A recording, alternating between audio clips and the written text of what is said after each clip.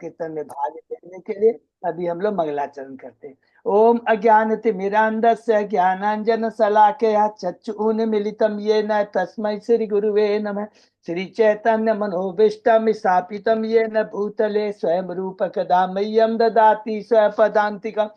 वंदेहम श्री गुरु श्री युगपथ कमलम श्री गुरु वैष्णवांच श्री रूपम सागर जातम सहगण रघुनाथम वितम तम सजीवम स्वाधेतम सावधूतम परिजम सहितम कृष्ण चैतन्य देवम श्री राधा कृष्ण पादान सहगण ललिता श्री विशाखा वितांत च।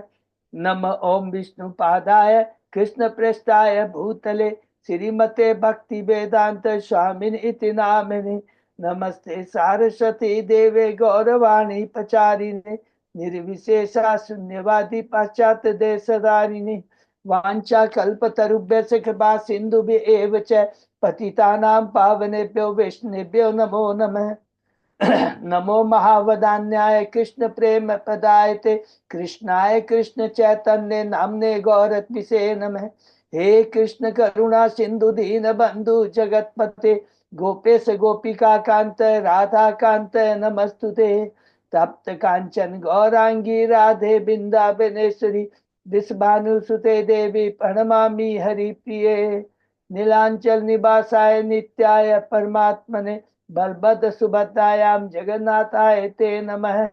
जय श्री कृष्ण चैतन्य प्रभु नित्यानंद श्री अद्वैत गदाधर श्रीवासादि गौर भक्त बिंद मुखम करोति वाचालम पंगुलंगे गिम यत्कृपातमहं वंदे श्री गुरुम दीनतारिणं परमानंद माधवम श्री चैतन्य ईश्वरम। हरे कृष्ण कृष्ण कृष्ण हरे हरे हरे राम राम राम हरे हरे। श्री श्री मंगलाचरण की जय। श्रीला प्रभुपाद की जय। हरे कृष्णा। आज के इस भागवतम चर्चा में सभी भक्तों का हार्दिक स्वागत है। सभी भक्तों के चरणों में मेरा सादर दंडवत प्रणाम है। राधा माधव राधा गोविंद परम वैष्णव गुरु आचार्य की असीम कृपा से हम सब भक्त मिलकर श्री भागवतम के ऊपर चर्चा कर पा रहे हैं। कैंटो 8 के अध्याय 10 में है। शीर्षक देवताओं तथा असुरों के बीच युद्ध, जो कि समुद्र मंथन से संबंधित है। उसके पहले हम लोगों ने जो भी 9 अध्याय कंप्लीट किए हैं, संक्षेप में दोहराते हैं। शुरू होता है कैंटो 8। भागवतम का विषय है मनवंतर। सुखदेव गोस्वामी जी के प्रश्न है, परीक्षित महाराज का प्रश्न सुखदेव गोस्वामी से कि मुझे जो ब्रह्मा जी के एक दिन में जो 14 मनु आते हैं उनके बारे में बताइए। अभी कौन सा मनु चल रहा है? 7वां मनु, विवस्वतवान। और उसके पहले जो 6 मनु और बाद में जो 7 मनु आएंगे, तो ये टोटल 14 मनु के बारे में बताइए। सुखदेव गोस्वामी उत्तर देते हैं कि देखिए, प्रथम मनु स्वयंभू मनु है, जिसका वर्णन हमने कैंटो 3 से लेकर 3, 4, 5 तक में अंदर में किया है। किसके किसके बारे में? उनकी 5 संतानें हैं, 3 पुत्री 2 पुत्र है। पुत्री कौन कौन है? प्रथम देहूति, जिसका वर्णन हमने कैंटो 3 में पढ़ा। फिर आकुति, प्रसूति, उसके बारे में कैंटो 4 में हम लोगों ने पढ़ा। और उसके बाद उसी 4थे अध्याय के अंदर में हमने उत्तानपाद ध्रुव महाराज के बारे में पढ़ा और 5वें कैंटो में प्रियव्रत महाराज के बारे में। तो इस पर 5 चर्चा किया और अंतिम समय में वो किस प्रकार अपनी पत्नी को लेकर करके जंगल में जाके तपस्या करते हैं और समाधि को प्राप्त होते हैं। उसके बाद में कहते हैं कि दूसरे जो स्वयंभू मनु जो मनु है, सॉरी, वो कौन है? स्वरोचिषो। तीसरे हैं उत्तम। चौथा है तामस। जैसे तामस के बारे में कहते हैं कि इसके काल में गजेंद्र मोक्ष की लीला हुई थी, तो परीक्षित महाराज सुखदेव गोस्वामी से कहते हैं विशाल में डिटेल में हमें उसे बताइए, जिसका वर्णन गजेंद्र मोक्ष का हम लोग ने दूसरे, तीसरे, चौथे अध्याय में पढ़ा। दूसरे अध्याय में कि किस प्रकार गजेंद्र अपने पति पत्नी सबको लेकर करके क्षीर सागर के स्थित त्रिकुट नामक पर्वत के पास में ऋतुवत जो पर्वत है, उद्यान है, उसके पास आता है, जिसमें एक सरोवर है, उसमें स्नान करता है। लेकिन घड़ियाल द्वारा वो पकड़ा जाता है। बहुत प्रयत्न करता है, अपने को छुड़ा नहीं पाता। अंत में वो भगवान की शरण में जाता है। तीसरे अध्याय में हमने पढ़ा कि किस प्रकार उसने भगवान की स्तुति करते हैं। भगवान आते हैं और घड़ियाल से उसे मुक्त कर देते हैं। और चौथे अध्याय में गजेंद्र और घड़ियाल, जो कि वो पिछले जन्म में क्या क्या थे। गजेंद्र था इंद्रधुम्न राजा और घड़ियाल था गंधर्व देश का हुहु नाम का राजा, जिन्होंने अपने गुरु के चरणों में अपराध किया था, इधर बृहस्पति के चरणों में और उधर देवल ऋषि के चरणों में अगस्त, सॉरी नॉट बृहस्पति, अगस्त मुनि के चरणों में अपराध किया था इंद्रदुम्न ने, और देवल ऋषि के चरणों में अपराध किया था राजा हुहु ने। इसका वर्णन सुनना। उसके बाद में और आगे बढ़ते हैं, तब परीक्षित महाराज बोलते हैं और आगे बताइए। तो सुखदेव जी कहते हैं पांचवें मनु होते हैं रेवत और छठे मनु है चाक्षुष। और इस चाक्षुष मनु के काल में एक और बहुत सुंदर दिव्य लीला हुई थी, समुद्र मंथन की लीला थी। तो उसके बारे में डिटेल में पूछते हैं। सुखदेव गोस्वामी जी बताते हैं कि किस प्रकार इंद्र ने दुर्वासा के चरणों में अपराध किया, सारे अपने यश को खो देता है, ब्रह्मा जी के पास में जाता है। ब्रह्मा जी सबको लेकर क्षीर सागर में जाकर के भगवान की स्तुति करते हैं। छठवें अध्याय में हमने पढ़ा भगवान दर्शन देते हैं, हरि बोल। और पुनः ब्रह्मा जी भगवान की स्तुति करते हैं और भगवान उन्हें शिक्षा देते हैं। बहुत बढ़िया अच्छी शिक्षा है कि देखो देवता, तुम्हारा भी समय उचित नहीं है, समय तुम्हारे विपरीत है, इसलिए तुम जाकर करके असुरों से संधि कर लो। असुर देवता सब मिल कर करके बलि महाराज जो कि असुरों के राजा है उनके पास में जाते हैं। बलि महाराज राजी हो जाते हैं, समुद्र मंथन के लिए तैयार हो जाते हैं। मंदर पर्वत को उठाया जाता है, मंदर पर्वत सोने का है, लेकिन देवता और असुर दोनों मिला कर करके वो मंदर पर्वत को नहीं उठा पाते हैं। तब स्वयं भगवान आते हैं, गरुड़ के पीठ पर पे बैठ कर करके अपने सिंपल एक हाथ से गरुड़ को मंदर पर्वत को उठाते हैं। सारे देवता असुर गरुड़ की पीठ पे बैठ जाते हैं और सबको लेकर के क्षीर सागर के पास में आकर करके रुक जाते हैं और वहां से वो गरुड़ चला जाता है। तो गरुड़ क्यों चला जाता है सबको मालूम है, क्योंकि बासुकी नाग को अब बनाना है, रस्सी बनाना है। तो गरुड़ और सांप साथ एक जगह नहीं रह सकते हैं, तो गरुड़ तुरंत हरि भगवान के बोल। आदेश पर आकर के चला जाता है। हरि बोल। तो हरि बोल। सातवें अध्याय में प्रवेश करते हैं। शिव जी द्वारा विश्व तथा ब्रह्मांड की रक्षा मंथन शुरू होता है। देवता मुख पकड़ते हैं और असुरों को पूछ दिया जाता है, लेकिन असुर वही कार्य करते हैं जो देवता करते हैं उसके विपरीत। तो कहते हैं नहीं, हमें मुख को पकड़ने दो, और देवता उनकी बात मान जाते हैं। भगवान ने कहा था जो असुर बोले मान लेना, मान जाते हैं। शुरू होता है और उससे सबसे पहले क्या करेंगे, मंदार पर्वत इधर उधर डोलता है तो स्वयं भगवान कच्छप का अवतार आते हैं, मंदार पर्वत को अपने पीठ पर रख लेते हैं और ऊपर से चोटी भी जब हिलती रहती है तो पर्वत की चोटी को भी भगवान अपनी असंख्य भुजाओं से पकड़ लेते हैं। तो भगवान सर्वव्यापी है, एक ही समय भगवान कई अवतार ले सकते हैं, कई रूप कर ले सकते हैं। हरि बोल। अचित भगवान की जय हो। उसके बाद में समुद्र मंथन शुरू होता है और उससे सबसे पहले विष निकलता है, जिसको भगवान शिव ग्रहण कर लेते हैं। स्वयं देवता भगवान जाते हैं शिव के पास में कि आप कृपा कीजिए, और शिव उनको ग्रहण कर लेते हैं। उसके बाद में हमने पढ़ा समुद्र से गाय निकलती है, उच्च से वो घोड़ा निकलता है और कौस्तुभ मणि निकलती है, परिजात पुष्प निकलता है, और उसके बाद में रमा लक्ष्मी निकलती है। और यहाँ पर बताती है उनके आचरण से क्या कि वो गंधर्व सिद्ध आचरणों स्वर्ग सभी वासियों के बीच में विचरण करती है, लेकिन देखती है उनमें से कोई भी ऐसा व्यक्ति नहीं था जो दोष से रहित हो। अतः वे किसी को भी शरण ग्रहण नहीं करती है और अंत में विचार विमर्श कर करके भगवान के विष्णु के गले में माला पहना देती है। हरि बोल। और उसके बाद में हमने पढ़ा कि किस प्रकार धन्वंतरी भगवान अमृत का कलश लेकर के प्रकट होते हैं।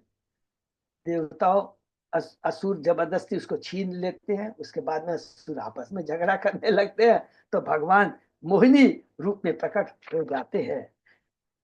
9वें अध्याय में प्रवेश करते हैं।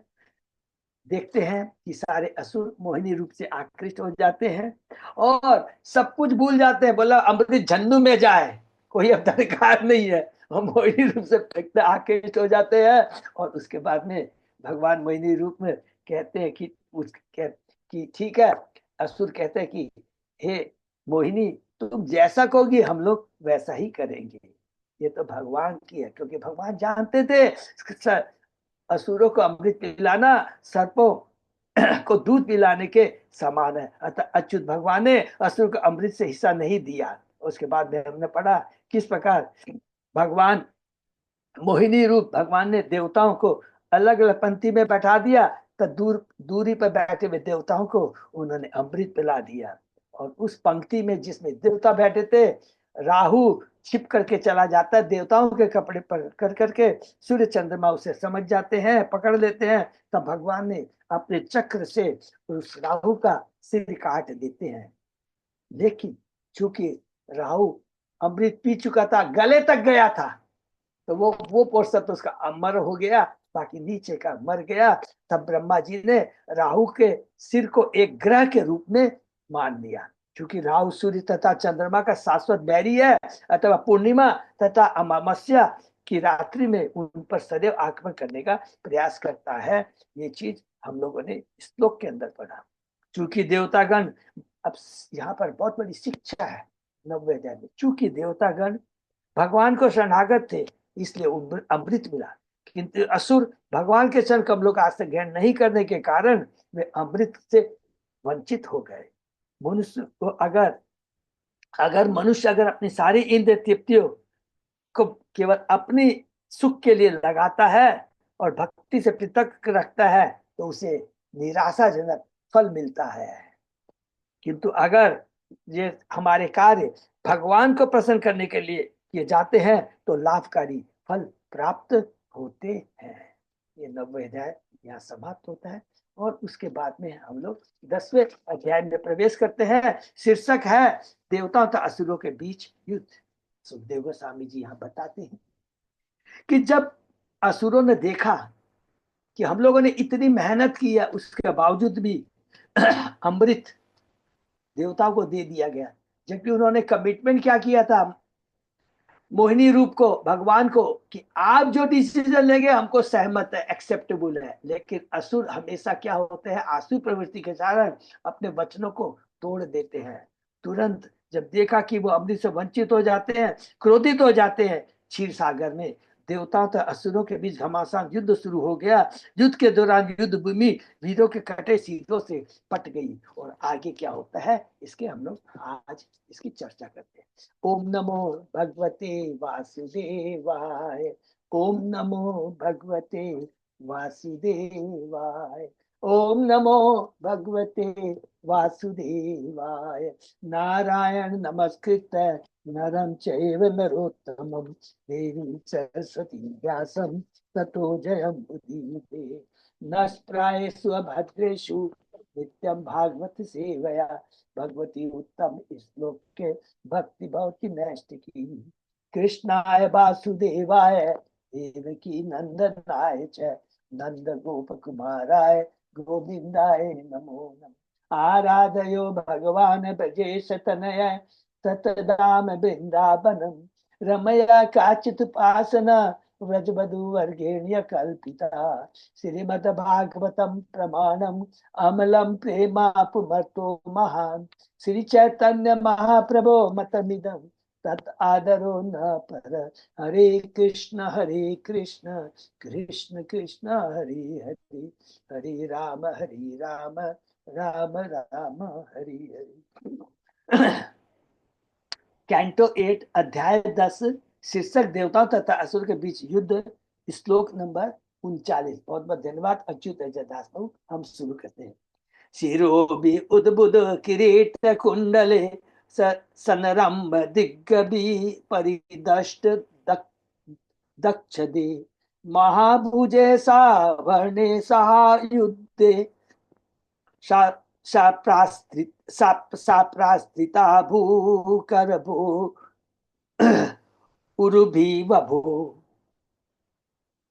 युद्ध के दौरान युद्ध भूमि वीरों के कटे सिरों से पट गई। उनकी आंखें अब भी घूर रही थी और क्रोध से उनके दांत उनके होठों से लगे हुए थे। इन छिन्न क्षीरों के मुकुट तथा कुंडल बिखर गए थे। इसी प्रकार आभूषण से सज्जित तथा विविध हथियार पकड़े हुए अनेक भुजाएं इधर उधर बिखरी पड़ी थी और हाथी के सुंडों जैसे अनेक पांव तथा जांघें भी इसी तरह बिखरी हुई थी। का बंदा तत्चो चोतपेतु पति स्वशिरो अच्छी उद्यता युद्ध दौड़ दंडे आधावंतो भट्टान मृधे। उस युद्ध में अनेक धड़ गिर पड़े थे।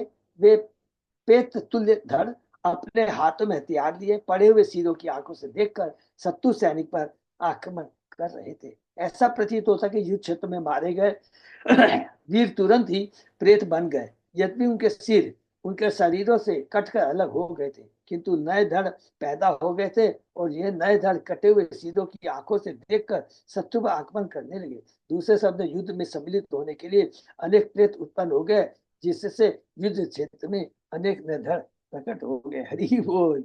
ये देखिए कितना सुंदर प्रभुपाद जी तात्पर्य देते हैं। बलिमाइंदम दशभी त्रिभी एवरावतम शरी चतुर्भी चतुरो वाहन एक आरोह आरोह मार्च यत। महाराज बलि ने तब 10 बाणों से इंद्र पर तथा 3 बाणों से इंद्र के वाहन ऐरावत पर वार किया। उन्होंने 4 बाणों से ऐरावत के पांवों की रक्षा करने वाले 4 घुड़सवार पर आक्रमण किया और 1 बाण से पीलवान पर। वाहन उन घुड़सवार का सूचक है जो हाथी के पैरों की रक्षा कर रहे थे। सैन्य व्यवस्था के अनुसार सेनापति को न्याय ले जाने वाले हाथी के पांव की भी रक्षा की जाती थी। देखिए प्रभुपाद जी तात्पर्य में बताते हैं। शैतानापततः चक्र तावत शीघ्र विक्रम छिद्येत निशिते भल्ले असंप्राप्तान हस्नेव। इसके पूर्व ही बलि महाराज के बाण स्वर्ग के राजा इंद्र तक पहुंचे। बाणों के चलाने में पटु इंद्र ने हंसते हुए एक अन्य प्रकार के अत्यंत तीक्ष्ण भल नामक बाण से उन्हें काट डाला, क्योंकि उसने अमृत पिया था, शक्तिशाली बन गए हैं देवता। तस्य कर उत्तमम वीक्ष दुर्मर्ष शक्तिमाददे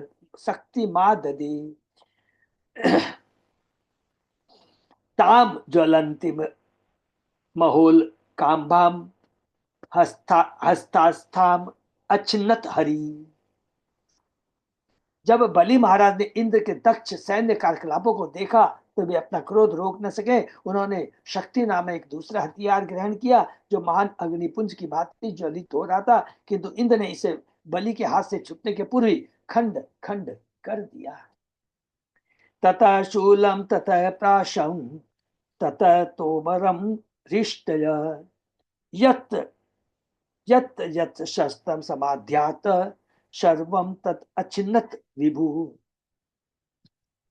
तत्पश्चात बलि महाराज ने एक एक करके भाला, प्रास, तोमर, रिष्टि तथा अन्य हथियार चलाए, किंतु वे जो भी हथियार लेते थे उन्हें महान इंद्र तुरंत ही खंड खंड कर देते थे।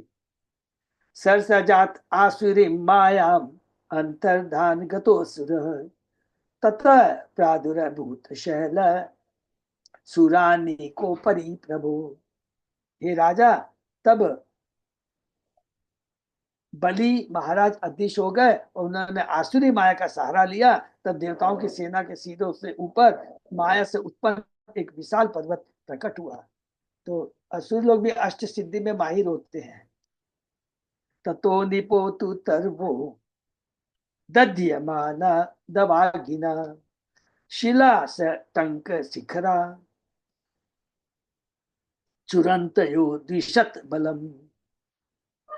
उस पर्वत से दवाग्नि से जलते वृक्ष गिरने लगे। उससे पत्थर की कुल्हाड़ी जैसी तीक्ष्ण धार वाले पत्थर खंड भी गिरने लगे, जिससे देवताओं के सैनिकों के सिर चकनाचूर हो गए।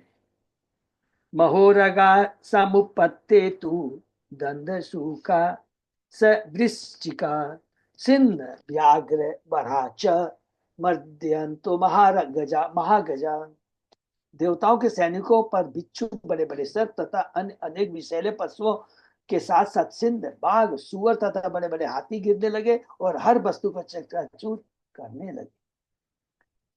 या तुधान्य च शतशः शूल हस्ता विभाषशः छिंदी भिंदिति वा विंदिति वादिन्य तथा रक्षो गणा प्रभु।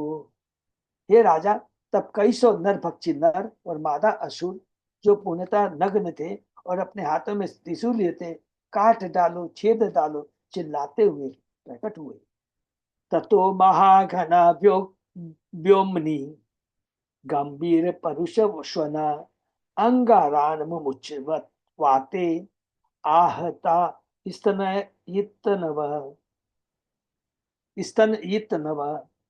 तब आकाश में प्रबल वायु से प्रताड़ित घनघोर घटाएं प्रकट हो गई। वे गंभीर गर्जना करती हुई जलते कोयले के अंगारे बरसाने लगी। शिष्टोदेतेन सुमहान वही श्वसन सारथी सान वर्तक इवाति उग्रो विबुध ध्वजितिम अगाध अधाक।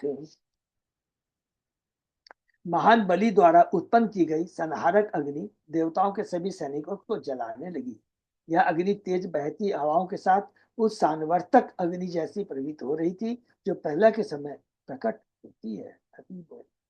तथा समुद्र उद्देल सर्वतः प्रत्यदृश्यत प्रचंड वाते उद्धुत तरंग आवर्त भीषण। तत्पश्चात हवाओं के प्रचंड झकोरों से क्षुब्ध समुद्री लहरें तथा भंवर सबकी आंखों के सामने एक भीषण बाढ़ के रूप में चारों ओर प्रकट हुआ है। ये पूरा युद्ध का भी पूरा विस्तृत वर्णन हो रहा है। एवं देते महामाये अलक्ष्य गतिवीरने सृज्यमानासु मानासु मायासु विद्येषु सुर सैनिका। जब ऐसे मायावी कार्यों में दक्ष अदृश्य असुरों द्वारा युद्ध में इस तरह का जादुई वातावरण उत्पन्न किया जा रहा था तो देवताओं के सैनिक खिन्न हो गए। न तत्प्रतिविधिं यत्र विदु इंद्रादयो नृपः ध्यात प्रादुर्भूत तत्र भगवान विश्व भावन। हे राजा, जब देवताओं का असुरों के कर्तव्यों का सामना कर पाने का कोई उपाय न सूझा तो उन्होंने ब्रह्मांड के सृष्टा भगवान का पूर्ण मनोयोग से ध्यान किया और वे तुरंत ही प्रकट हो गए। हरि बोल। हमेशा भगवान भक्तों के शरणागत होते हैं।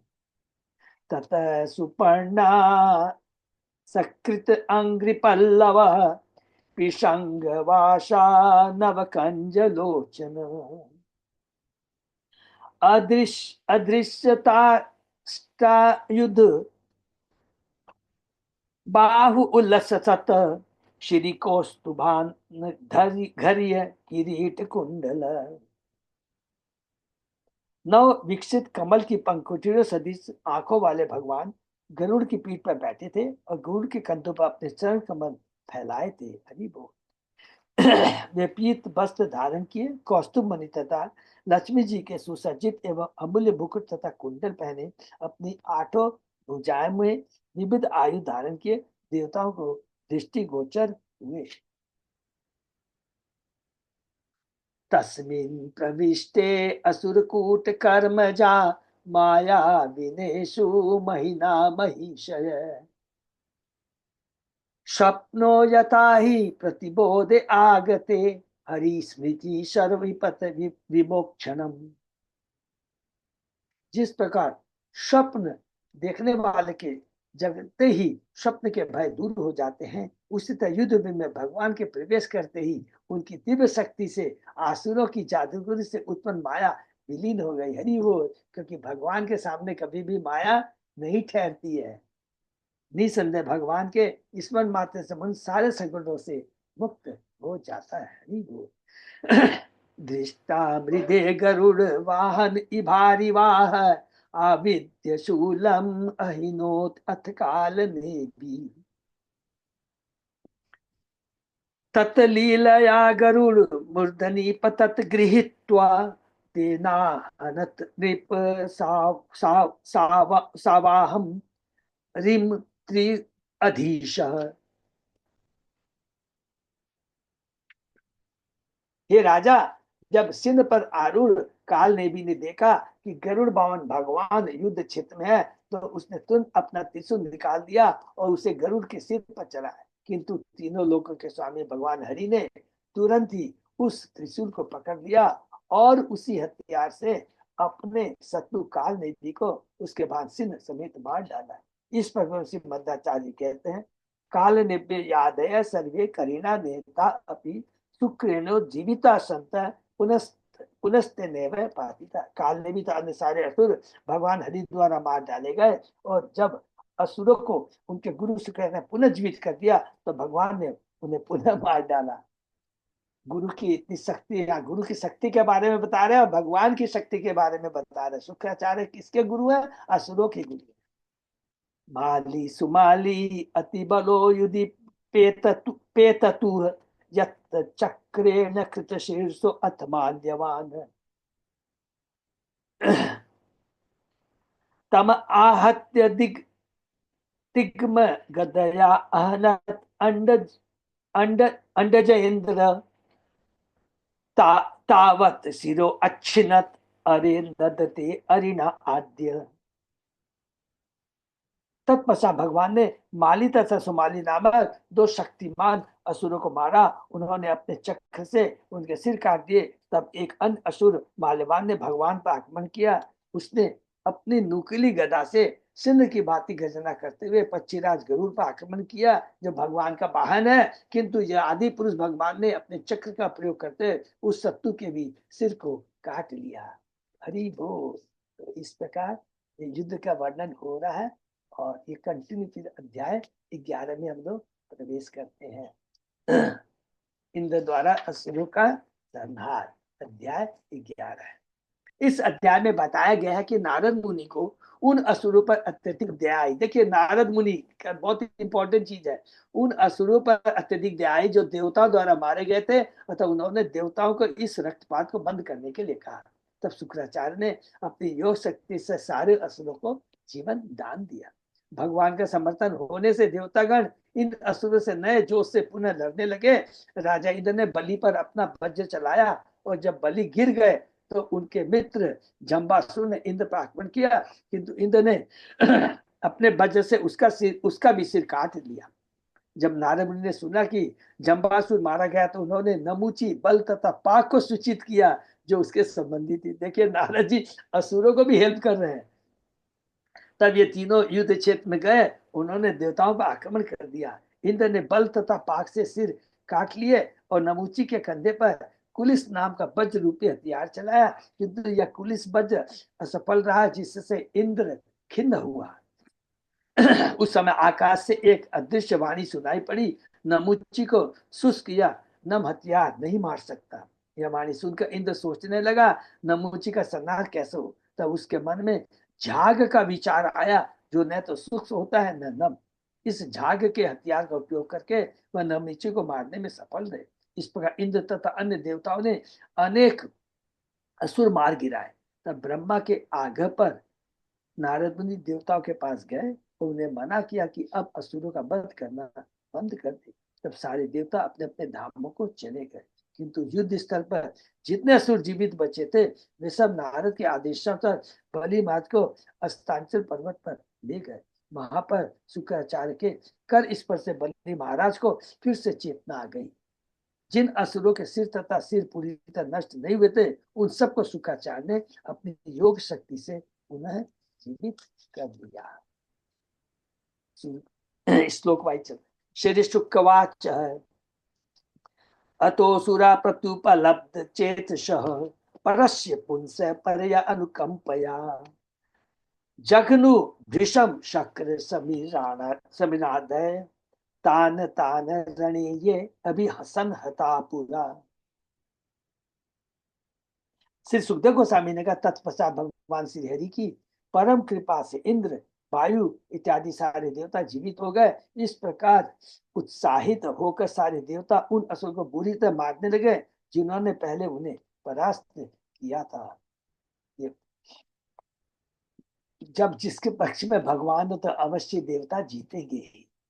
वेरोचनाय संरंभधु भगवान पाक शासन उदयक्षत यदा व्रजम प्रजा हाहेति चुक्रुषु चुक्रुषु। जब परम शक्तिशाली इंद्र क्रुद्ध हुए और उन्होंने महाराज बलि को मारने के लिए अपने हाथ में वज्र ले लिया, तो सारे असुर हाय हाय करके शोक करने लगे। वज्रपाणी तमाह इदम तिरस्कृत्य पुरः स्थितम मनस्विनम सुसंपन्नम विचरंतम महामृगे। गंभीर सहिष्णु तथा लड़ने के साथ समाज से बलि भांति युक्त बलि महाराज उस विशाल युद्ध स्थल में इंद्र के सामने घूम रहे थे।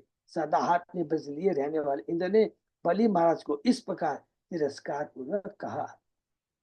नटवत मूढ़ माया भी माया ईशानो जिगीषसी जित्वा बाला निबद्ध अक्षाण नटो हरति तत् धनम। इंद्र ने कहा, हे धूर्त, जिस प्रकार ठग बच्चे की आंखें बांध करके कभी कभी उसका धन ले जाता है, उसका तुम यह जानते हो कि हम सब ऐसी माया के स्वामी हैं, अपनी माया दिखाकर हमें परास्त करना चाहते हैं। हरि बोल। आरुरुक्षन्ति माया भी उत्सिसी संति ये दिवम तान दस्युन विधुनोमि अज्ञान पूर्वम स्मात् च पदात अंदर पदात अध। जो मूर्ख तथा धूर्त माया से या यांत्रिक साधनों से उच्च लोकों तक पहुंचना चाहते हैं, या जो उच्च लोकों को भी पार करके बैकुंठ लोक या मुक्ति प्राप्त करना चाहते हैं, मैं उन्हें ब्रह्मांड के सबसे निम्न भाग में भेजवाता हूँ। हरि बोल। विभिन्न लोगों के लिए निसंदेह भिन्न भिन्न लोक हैं, जैसा कि भगवत गीता के 14 अध्याय के 28 श्लोक में कहा गया, उदर्व गच्छन्ति सत्वसा। सत्वगुणी पुरुष उच्चतर लोगों को जाते हैं, किंतु जो रजोगुण तमोगुणी उन्हें उच्च लोकों में प्रवेश करने नहीं दिया जाता। दिवम शब्द उच्च लोकों का द्योतक है, जो स्वर्ग लोक कहलाता है। सर्वलोक के राजा इंद्र को अधिकार है कि यदि कोई बद्ध जीव समुचित योग्यता का बिना निम्न लोकों से उच्च लोकों को जाने का प्रयास करे, तो उसे नीचे ढकेल दे। चंद्रमा तक जाने का आधुनिक प्रयास निम्न लोगों द्वारा कृत्रिम यांत्रिक साधन से स्वर्ग लोक जाने का ही प्रयास है। यह प्रयास सफल नहीं हो सकता। इंद्र के इस कथन से लगता है कि जो यांत्रिक साधनों द्वारा, जिससे यहाँ पर माया कहा गया है, उच्च लोकों को जाने का प्रयास करता है, उसे ब्रह्मांड के निम्न भागों में या नरक लोकों में भेज दिया जाता है। उच्च लोकों में जाने के लिए पर्याप्त सद्गुण रही चाहिए। तमोगुणी पापी पुरुष तथा मदिरापान मांस भक्षण तथा अवैध यौनाचार में लगा व्यक्ति कभी भी यांत्रिक साधनों से उच्च लोकों में प्रवेश नहीं करेगा। तो जैसे जैसे कर्म है, और हम लोगों ने भी पढ़ा था कैंटो 5 के एंड के अंदर में हम लोगों ने पढ़ा था 26 अध्याय 26 जो लास्ट अध्याय में कितने अलग अलग 26 नरकों का वर्णन है कि जो गलत कार्य करते कैसे अलग अलग नरकों में वो जाते हैं। सोहम दुर्मायिन ते अद्य ब्रजेन सत पर परवणा शिरो हरिष्ये मदात्मनम घटत्व ज्ञातिभीशः घटस्व ज्ञातिभीशः। आज मैं वही शक्तिशाली व्यक्ति हजारों तीरधारों वाले अपने वज्र से तुम्हारे सिर को शरीर से काट कर अलग कर दूंगा। यद्यपि तुम माया करके पर्याप्त इंद्रजाल फैला सकते हो, किंतु तुम्हारा ज्ञान अत्यल्प है। अब तुम अपने परिजनों तथा मित्रों से युद्ध भूमि में ठहरने की तार्किक चेष्टा तो करो। अब बलि महाराज बोलते हैं, बलि वाच संग्रामे वर्तमानानाम कालचोजित कर्मणाम कीर्ति जयो अजयो मृत्यु सर्वेषां स्यु अनुक्रमात्।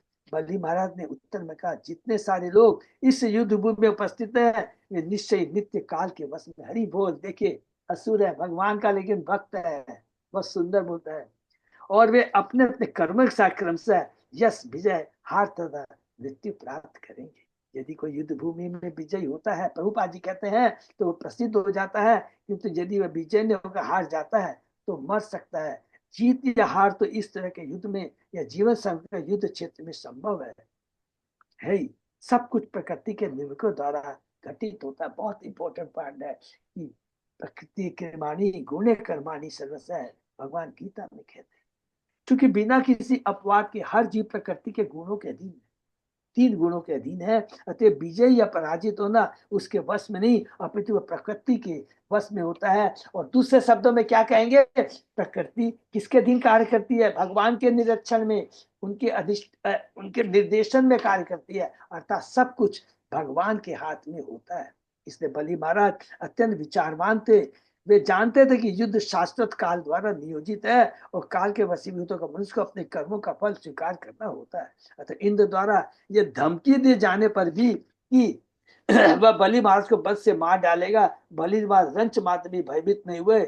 यही क्षत्रिय धर्म है। युद्धे च अपि पलायनम। भगवत गीता में कहता है क्षत्रिय को सभी परिस्थितियों में विशेषकर युद्ध में अत्यंत सहनशील होना चाहिए। बलि महाराज का यह बता देना चाहते थे कि यद्यपि स्वर्ग का राजा जैसा व्यक्ति उन्हें धमका रहा है, किंतु मृत्यु से तनिक भी भयभीत नहीं है, क्योंकि भगवान को समर्पित है, भगवान के भक्त है। उनके पूरा दिव्य ज्ञान उनको मालूम है भौतिक जगत की अनिश्चितता के बारे में, और जीव के कर्म के अनुसार क्या फल मिलता है उसका उन्हें दिव्य ज्ञान है। हमने सेम चीज पकड़ा था वृत्तासुर और इंद्र का जब युद्ध हो रहा था, कितना सुंदर याद आता है, उसको याद करते हैं। इंद्र के पास में अपनी गदा है और ददाची की हड्डी से बना हुआ उसके पास वज्र है, उसको जिसमें भगवान के भक्त की हड्डी से बना हुआ है, भगवान की कृपा जुड़ी हुई है, उसको न चला के पहले वो गदा को चलाता है। लेकिन गदा को वृत्तासुर नष्ट कर देता है। तब कहता वृत्तासुर, अरे मूर्ख, इस वज्र को चलाओ, इसमें भगवान की कृपा शक्ति जुड़ी हुई है, ये कभी भी तुम्हारा फेल नहीं होगा। सेम चीज बहुत सुंदर है। वृत्तासुर भी देखो भगवान का भक्त है, उसी यहाँ बलि महाराज भी भगवान के भक्त है। भगवान की भक्ति में भगवान देखते नहीं है कि कौन चंडाल है, कौन देवता है, कौन पढ़ा लिखा है, कौन भक्त है, असुर है। नहीं, भगवान तो देखते हैं कि कौन उनके शरणागत है, उसी को वह भगवान की कृपा होती है। तत् इदम काल रशनम जगत पश्यन्ति सुर न हृष्यन्ति न सोचन्ति तत् यूयम अपंडिता। काल की गतियों को देखकर जो लोग वास्तविक सत्य से अवगत है, वे विभिन्न परिस्थितियों के लिए न तो हर्षित होते हैं न सोच करते हैं। चूंकि तुम लोग अपनी विजय पर हर्षित हो, अतः तुम्हें अत्यंत विद्वान नहीं कहा जा सकता। हरि बोल। चूंकि तुम लोग अपनी विजय पर हर्षित हो, ये क्या है, भौतिक फल है, ये भौतिक सफलता है, अतः तो अत्यंत विद्वान नहीं कहा जा सकता। जो अपनी भौतिक सफलता असफलता से आकृष्ट होता है, माने सफलता मिलती है तो उछलने लगता है, असफलता मिलती है तो नर्वस हो जाता है, उसे बुद्धिमान नहीं कहा जा सकता। जो भगवान का भक्त होता है, सुख दुख लाभ हानि जय पराजय में क्या रहता है, सम रहता है। भली माया जानते थे कि स्वर्ग का इंद्र अत्यंत शक्तिशाली है, और उसने तो निश्चित रूप से अधिक उन और उनसे तो निश्चित रूप से अधिक शक्तिशाली है, क्योंकि उसे भगवान की कृपा मिली हुई है, माने देवताओं को। फिर भी बलि महाराज ने यह कहकर प्रतिवाद किया, इंद्र बहुत विद्वान पुरुष नहीं है। भगवत गीता में कृष्ण ने अर्जुन को यह कहकर फटकारा। बहुत सुंदर श्लोक है भगवान गीता के। जब कार्पण्य दोष अर्जुन कहता है, तब भगवान उसको कहते हैं, असोचो यान अब अनवसोचित्वम प्रज्ञावादाश्च भाषते गतासुन अगत असुन च न अनुशोचंती पंडिता। बहुत सुंदर श्लोक है। तुम बुद्धिमानों की बातें कहते हुए भी उसके लिए शोक करते हो जो शोक करने योग्य नहीं है। जो लोग चतुर हैं, जो लोग बुद्धिमान हैं, वे न तो जीवित के लिए शोक करते हैं न मरे हुए के लिए। हरि बोल। इस प्रकार जैसे कृष्ण ने अर्जुन को यह कहते हुए फटकारा कि वह पंडित नहीं है, बलि महाराज ने भी इंद्र तथा उसके पार्षदों को फटकारा। इस भौतिक जगत में काल के अधीन ही सब घटित होता है। फलस्वरूप ऐसे विद्वान व्यक्ति के लिए जो यह देखता है कि किस घटनाएं घटती है, प्रकृति की लहरों के कारण दुखी या सुखी होने का प्रश्न ही नहीं उठता। आखिर जब हम इन लहरों द्वारा बहा कर ले जाए जा रहे हैं, तो हर्षित होने या इन होने से क्या लाभ। जो प्रकृति के नियमों से भली भांति अवगत है, वह प्रकृति के कार्यकलापों के कारण कभी न तो हर्षित होता है न खिन्न। भगवत गीता में कृष्ण उपदेश देते हैं कि मनुष्य सहिष्णु बने, तांत चिश्व भारत है, माता इस प्रसाद तो कौन थे। और सुंदर श्लोक है कि दुख सुख ये भौतिक जगत में आते हैं, जो बुद्धिमान मनुष्य होता है इससे जरा भी प्रभावित नहीं होता। कृष्ण के इस उपदेश का पालन करते हुए मनुष्य को परिस्थितियों के परिवर्तन के कारण न तो खिन्न होना चाहिए, न स्पंद या न प्रसन्न। यह भक्त का लक्षण है। भक्त कृष्ण भाव ने अपना करते पालन करता है और विषम परिस्थिति में भी अप्रसन्न नहीं रहता, और अनुकूल स्थिति में वह फूलता नहीं है। उसे पूर्ण विश्वास रहता है कि ऐसे परिस्थितियों में कृष्ण अपने भक्त की रक्षा करते हैं। हरि बोल। भक्त भक्ति के अपने नियत कर्तव्य से कभी विचलित नहीं होता। हर्ष तथा विषाद जैसे भौतिक गुण देवताओं तक में रहते हैं, जो उच्च लोक में अच्छे स्थान ग्रहण किए हुए हैं। अतः जब कोई व्यक्ति इस भौतिक जगत की तथा कथित अनुकूल तथा प्रतिकूल दशाओं में विचलित रहता रहे, तो उसे ब्रह्मभूत या स्वरूप से समझना चाहिए। हरि बोल। जैसा कि भगवत गीता में कहा, ब्रह्मभूत प्रसन्नात्मा न सोचती न कांची। जो दिव्य पद पर स्थित होता है, अर्थात जो तीन गुणों से ऊपर रहता है, वह तुरंत ही पर ब्रह्म का साक्षात करता है और पूरी तरह प्रसन्न हो जाता है। जब मनुष्य भौतिक दशाओं से विनिश्चित नहीं होता, तो उसे दिव्य स्तर पर स्थित समझना चाहिए, जो प्रकृति के तीन गुणों के प्रभाव से ऊपर है। हरि बोल। भौतिक जगत में रहते हुए भी हम तीन गुणों के प्रभाव से ऊपर रह सकते हैं, अगर हम भगवान को पूर्ण समर्पित है। न वयम मन्यमानानाम् आत्मानं तत् साधनम, गिरो वै साधु सोच्यानाम गृहमिणो मर्म ताडना। तुम देवता लोग अपने आप को अपनी ख्याति तथा विजय प्राप्त करने का कारण मानते हो। तुम लोगों की अज्ञानता के अगर साधु पुरुष तुम्हारे लिए शोक कर, नहीं बोल, साधु पुरुष तुम्हारे लिए शोक करते हैं, तुम्हारी अज्ञानता को लेकर, तो तुम्हारे वचन मर्म स्पर्श होते भी हमें स्वीकार्य नहीं है। ये भली मार। अब सुखदेव गोस्वामी जी कहते हैं, श्रेष्ठ वाच है ती आक्षिपे विभुम वीरो नाराचे वीर मर्दन आकर्ण पूर्ण अहनत आक्षेपे आहतम पुनः। सुखदेव गोस्वामी ने कहा, इस प्रकार स्वर्ग के राजा इंद्र को कटु वचनों से फटकारने के बाद वीरों को मर्दन करने वाले बलि महाराज ने नाराज वाणों को अपने कान तक खींचा और उसने इंद्र पर आक्रमण कर दिया। उन्होंने पुनः इंद्र को कठोर शब्दों से प्रताड़ित किया। एवं निराकृतो देवो वेरिना तत्वाधीन नामृषत्य तत् अधि अधिक्षेपम तो ताहत इव द्वीप। क्योंकि महाराज बलि की फटकारे सत्य थी। हरि बोल। इसको अंडरलाइन कर लेंगे प्लीज। क्योंकि बलि महाराज की फटकारे सत्य थी, अतः इंद्र तनिक भी खिन्न नहीं हुआ। जिस तरह का हाथी पीलवान द्वारा अंकुश से मारा जाने पर भी कभी विचलित नहीं होता है। बहुत सत्य थी, उसने सत्य कहा था बलि ने।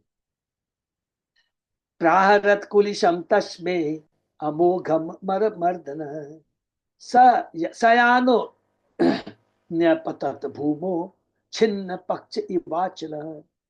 जब शत्रु को हराने वाले इंद्र ने अपना अमोघ वज्र दंड बलि महाराज पर उन्हें मारने की इच्छा से चलाया, तो सचमुच ही बलि महाराज अपने वायुयान समेत भूमि पर गिर पड़े, मानो कोई पर्वत पंख काट जाने से गिरा हो।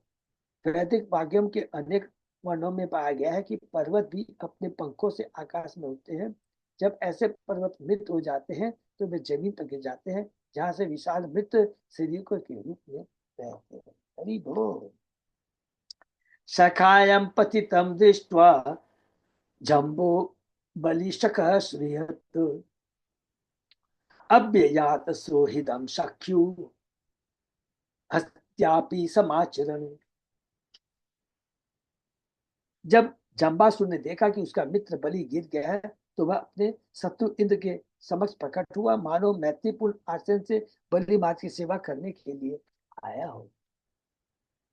सशिन्नवा आसाद्य गदाम उदम्य रनहषा चत्रो अताडयत शक्रम गजम चैसु महाबल। अत्यंत शक्तिशाली जम्बासुर सिंह पर सवार होकर इंद्र के पास आया। उसने अपनी गदा से उसके कंधे पर बल पर प्रहार किया। उसके इंद्र के हाथों को भी प्रताड़ित किया। गदा प्रहार व्यथितो भृशम विहलितो गजः जानुभ्याम धरणिम स्पृष्ट्वा कशलम परमम ययो। जम्बासुर की गदा से चोट खाकर इंद्र का हाथी विचलित और पीड़ित हुआ। उसने भूमि पर घुटने टेक दिए और वह अचेत होकर गिर गया। ततो रथो मातलीना हरिभिर्दशते वृतः आनीतो द्वीपम उत्सृज्य रथ मारुहे विभु। तत्पश्चात इंद्र का सारथी मातली इंद्र का रथ ले आया, जिसे 1000 घोड़े खींच रहे थे। तब इंद्र ने उस हाथी को छोड़ दिया और वह रथ पर चढ़ गया। तस्य तत्पूजयन् कर्म यन्तु दानव तत् सततम शूलेन ज्वलंता तम तु सम्यमान अहनत मृदे। मातली के सेवा भाव की प्रशंसा करते हुए असुर से जम्बासुर मुस्कुराने लगा। फिर भी उसने युद्ध में अग्नि के समान जलते हुए अपने त्रिशूल से मालती पर प्रहार किया। देखिए, असुर भी प्रेज करते हैं अपने माली के प्रति, जो बड़े वो रहते हैं, निष्ठावान रहते हैं। से हेरु जंसु दुर्मर्शाम स्वत्व मालंब्य मालती इंद्रो जंभस्य संक्रुद्धो वज्रेण पाहरत शिरः। यद्यपि मालती को असह्य वेदना थी, किंतु उसने बड़े धैर्य से उसे सह लिया। किंतु इंद्र जम्बासुर पर अत्यधिक क्रुद्ध हो उठा। उसने अपने वज्र से उस पर प्रहार किया और उसके सिर को धड़ से अलग कर दिया। जम्बम सुत्वा हतम तस्य ज्ञातयो नारदात ऋषि नमुचिश्च बल पाक तत् आपेतु त्वरा अन्वितः।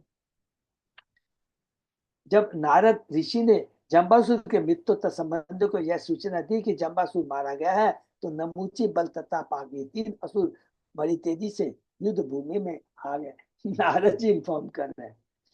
वचो भी परुषो इंद्रम अद्यंतो अस्य मर्मशु सरे अवाकिरन मेधा धारा भी इव पर्वतम।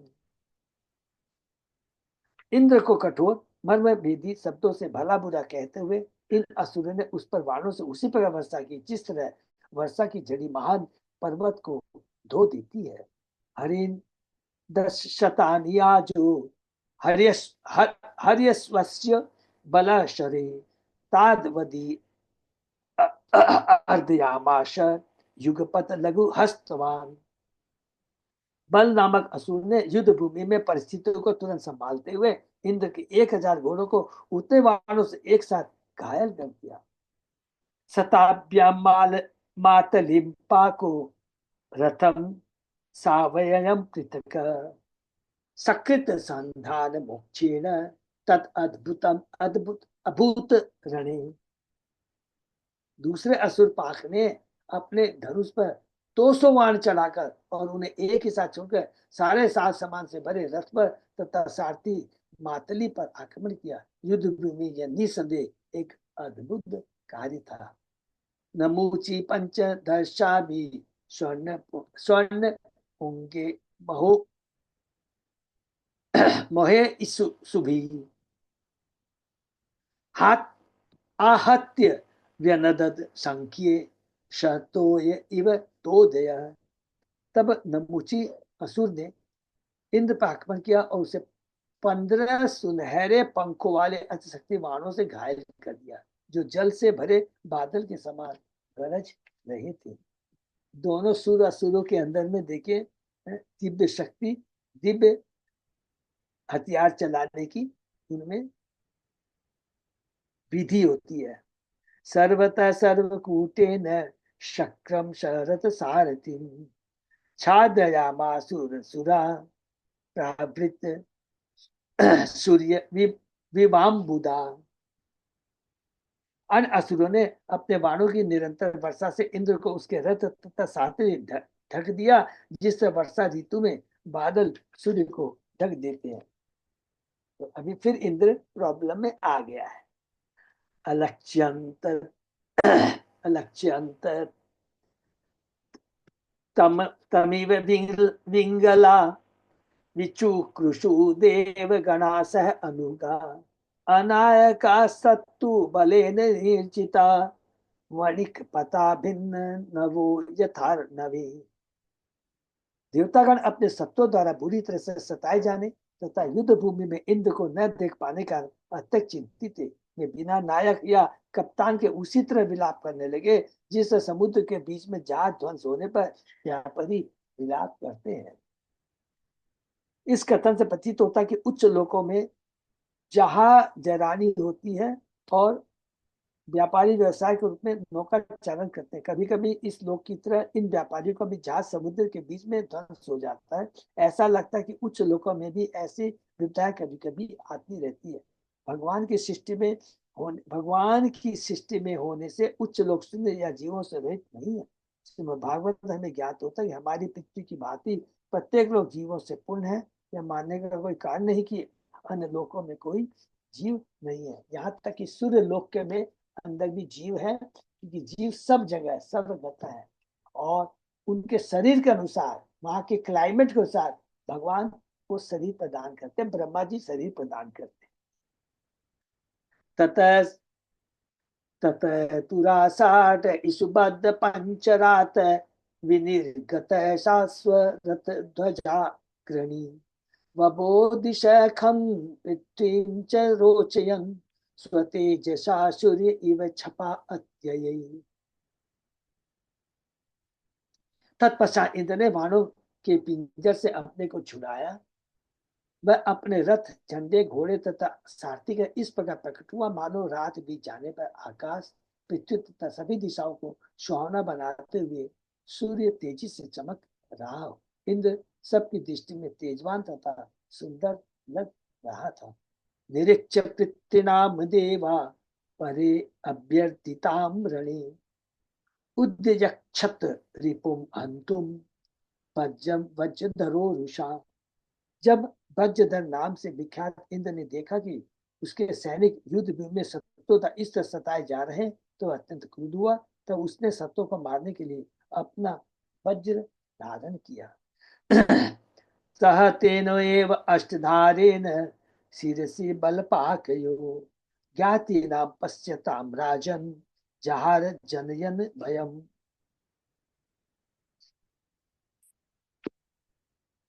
ये राजा परीक्षित, राजा इंद्र ने बल तथा पाक दोनों असुरों के सिरों को उनके संबंधियों तथा अनुयायियों की उपस्थिति में अपने वज्र द्वारा काट लिया। इस तरह उसने युद्ध में अत्यंत भयावह वातावरण उत्पन्न कर दिया। नमुची तत्वधम दृष्ट्वा शोका शोकामर्षा अन्वित जिघांसु इंद्रम नृपिते चकार परमोद्यमम्। हे राजा, जब असुर नमुची ने बल तथा पाक दोनों असुरों को मारे जाते देखा तो वह दुख तथा शोक से भर गया अतः उसने क्रुद्ध होकर इंद्र को मारने का महान प्रयास किया। अस्मशारमयम शूलम घंटावत हेमभूषणम प्रगृह्याभ्यद्रवत् क्रुद्धे हतो असि इति वितर्जयन् प्राहिणोत देवराजाय निंदन मृगराडिव। क्रुद्ध एवं सिंध गर्जना करते हुए नबूचे ने इस्पात का एक भाला उठाया जिसमें घंटियां बंधी थी और जो सोने के आभूषणों से सज्जित था। वह उच्च स्वर से चिल्लाया, अब तुम मारे गए। इस प्रकार इंद्र को मारने के लिए उसके समक्ष आकर नबूचे ने अपना हथियार चलाया। तथा अपतत गगन महाजवम विविक्षिते हरि इषुभि सहस्रता तमाहनत तमानत निप कुलिशेन कंधरे रुषान्वित त्रिदशपति शिरोहरम। हे राजा, जब स्वर्ग के राज इंद्र ने इस अत्यंत शक्तिशाली भाले को ज्वलित उल्का की भांति भूमि को नृत्य देखा तो उसने तुरंत ही उसे अपने बाणों से खंड खंड कर दिया। फिर अत्यंत क्रुद्ध होकर उसने नबूची के कंधे पर अपने वज्र से पार किया, जिससे उसका सिर कट गया। एक श्लोक लास्ट हो गया। न तस्य हि त्वचम अपि बाज ऊर्जितो विभेदय विभेदय सुरपतिनो ओजसो ओजसो इजित तत अद्भुतम परम तिवीर्य वृत्त भीत तिरस्कृतो न मुचि शिरोधर त्वचा। यद्यपि इंद्र ने नमुची पर अपना वज्र बड़ी वेग से चलाया था, किंतु वह उसकी खाल को भेद तक नहीं पाया। यह बड़ी विचित्र बात है कि जिस सुप्रसिद्ध वज्र ने, देखिए बहुत इंपॉर्टेंट चीज है, कि जिस सुप्रसिद्ध वज्र ने वृत्तासुर के शरीर को भेद डाला था, वह नमुची की गर्दन की खाल को रंच बात भी क्षति नहीं पहुंचा पाया। हो इसका मतलब यहाँ पर भी वो वही वज्र यूज कर रहा है जो कि दधीची के हड्डी से बना हुआ था। तो इसके आगे हम लोग नेक्स्ट क्लास में पढ़ेंगे। हरे कृष्णा। तो यहाँ विशेष करके केवल युद्ध के बारे में दिया है, श्लोकों में है। और एक ही चीज पाएंगे, सबसे बड़ी चीज है कि भौतिक दृष्टि से ऐसा नहीं है कि जितनी भी भौतिक शक्तियां हो, चाहे वो देवताओं के पास में या असुरों के पास में हो, जीत उसी की होती है जिस पर भगवान की कृपा होती है। शिक्षा ये है कि हमारे पास कितना ही धन ऐश्वर्य शक्ति हो जाए, अगर उसका उपयोग हम अपनी इंद्रिय तृप्ति के लिए करते हैं तो सदैव हम लोग कष्ट में ही रहे। देखिए, इंद्र देवता भी अपनी इंद्रिय तृप्ति के लिए कर रहे हैं, असुर भी इंद्रिय तृप्ति के लिए कर रहे हैं। दोनों में फर्क क्या है?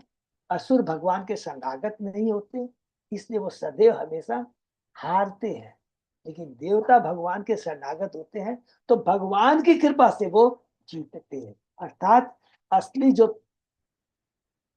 तथ्य यह है कि जब तक हम भगवान के आश्रित होंगे, शरणागत नहीं होंगे, तो चाहे वो भौतिक सुख हो, दुख हो, कुछ सुख हो, कुछ भी हमें नहीं मिल सकता है। इसलिए हर हालत में हमें भगवान के आश्रित होना चाहिए। भगवान के आश्रित होने से लाभ क्या होता है?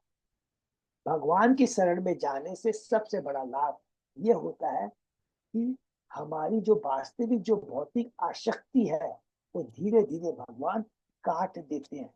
आप कोई भी एक ऐसा एग्जाम्पल बता दीजिए जिसने भौतिक सुख को आधार बना के भगवान के पास में गया है, लेकिन जब भगवान की भक्ति किया है, भगवान की भक्ति की शक्ति से उसमें सारी भौतिक आसक्ति कट जाती है, वो रहती ही नहीं है। ये है भगवान की कृपा। इसीलिए कहा गया यदि हमें भौतिक सुख की भी इच्छा है तो भगवान के पास जाना चाहिए। अगर हम सोचे हम अपने प्रयास से यम नियम आसन प्राणायाम ऐसे करके हम अपने मन बुद्धि पर कंट्रोल कर पा लेंगे, असंभव है। अगर हम भगवान की शरण में जाएंगे तो भगवान की भक्ति की शक्ति बड़ी सरलता से असत्य के प्रति जो आसक्ति इसको खत्म कर देंगे और सत्य के प्रति जो आसक्ति है उसे हमें जोड़ देंगे। यही है भगवान की भक्ति की दिव्यता। ठीक है ना? तो सारा जो हम लोग ये चीज पढ़ रहे हैं, अंत में यही चीज हमें मिलेगा कि क्या है, हमें भगवान के शरणागत जाना चाहिए। और हम लोगों ने 90 अध्याय के लास्ट में 2 श्लोकों में भी यही चीज दिया है कि असुर लोग भगवान के शरणागत नहीं होते हैं, इसलिए उन्हें अमृत नहीं मिला। देवता भगवान के शरणागत थे, इसलिए उन्हें अमृत मिला। सिंपल एक। हरे कृष्णा।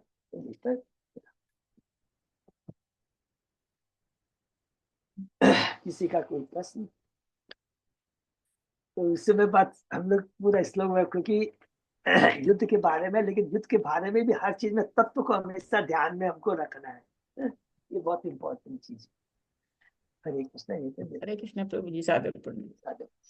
अच्छी तरह दंडवत से प्रणाम प्रभु जी। दंडवत प्रणाम। राम माता की। अच्युत अजय दास प्रभु, हाँ, कुछ अनाउंसमेंट है प्रभु? नहीं प्रभु जी, बस जो चल रहा है वही वही चल रहा है, ठीक है। 13 तारीख को पुष्पाभिषेक है, है। ठीक है। इसका सब लोग ध्यान रखेंगे। और दूसरा क्या है, भूल जाते हैं हम लोग कि गीता मैराथन चल रहा है, तो और भी जो लोग जितना गीता डिस्ट्रीब्यूशन में सहयोग देना चाहते हैं या करना चाहते हैं, उसको प्लीज जरूर करें, ठीक है ना। हरे कृष्ण। हरे कृष्ण। सही भक्तों का बहुत बहुत धन्यवाद। आज का सेशन ये विराम देते हैं, फिर कल सुबह 7 बजे मिलते हैं।